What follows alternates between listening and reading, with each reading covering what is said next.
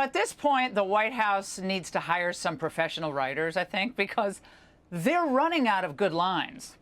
The growing trail of evidence leading to the Biden family, to their corruption, to the special treatment they received along the way, it's getting harder and harder to explain. This is Hunter Biden, as you know, is a private citizen, and this was done in an independent way. The Department of Justice is independent. We give them the space to be independent, and we respect the rule of law.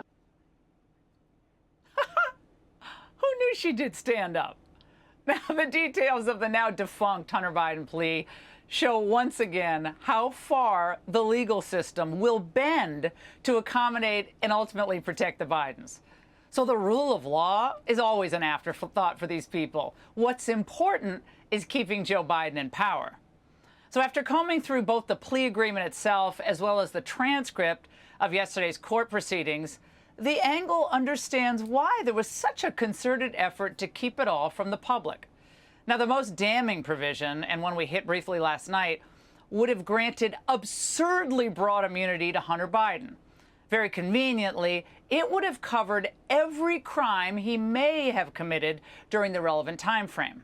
Presumably, stuff regarding his lucrative business dealings with foreign entities based in China, Romania, Ukraine, and God knows where else.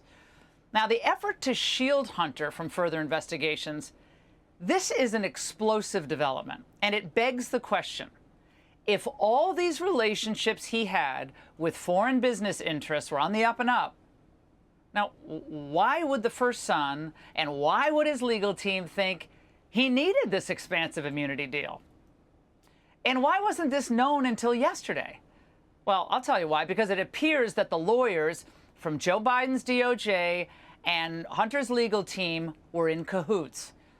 The secret get-out-of-jail-free arrangement was hidden in paragraph 15 of something called the pretrial diversion agreement, not even the deal itself. So when Judge Noreika discovered the scope of the immunity and then the unconstitutional role it would have conferred upon her, she was not happy. This from Judge Noreika. What's funny to me is that you put me smack dab in the middle of the diversion agreement that I should have no role in.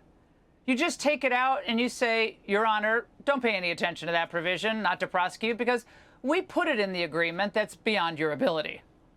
Well, as Saul Weisenberg, who'll be here in just a few moments, points out, this is totally unprecedented. In fact, Judge Noreika asked Biden's Justice Department cronies 5 times, was there any precedent, is there any precedent for such a one-sided plea agreement with this broad immunity, like the one that they gave Hunter?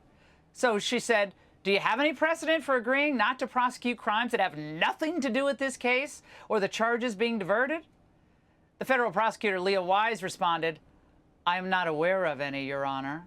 4 other times, upon further questioning, he replied that there was no precedent, finally adding, this was crafted to suit the facts and circumstances.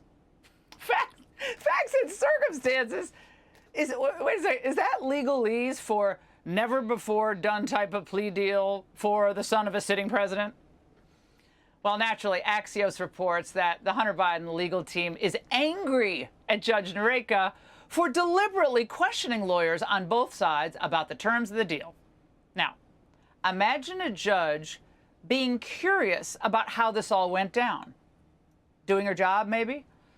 But that's not allowed according to Biden's gatekeepers. Is it unusual for a judge not to accept a plea deal like this? Because it felt kind of surprising to everybody watching it. I don't think that some of the comments that I read that the judge made needed to be provided in quite sort of the provocative way in which they were provided. Of course, this judge is a political appointee and a Republican. When the judge is Trump appointed, it just doesn't fall on any kind of reality. A political appointee, yes, judges are appointed by president, sweetheart. Nice going. Well, the obvious question here is, what were all these lawyers trying to hide? Not the judge's comments in court.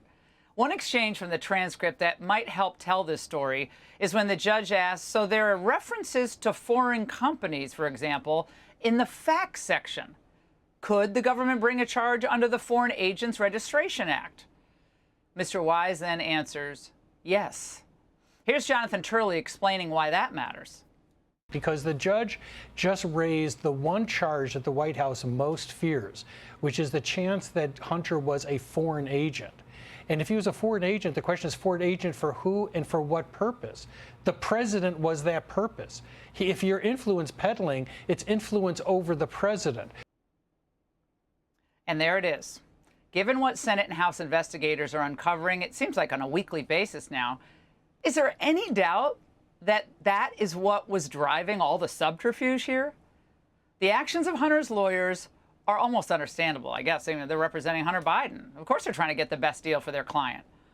But the actions taken by the DOJ, those are an insult to every law-abiding citizen in this country. And that's the angle. Hey, Sean Hannity here. Hey, click here to subscribe to Fox News YouTube page and catch our hottest interviews and most compelling analysis. You will not get it anywhere else.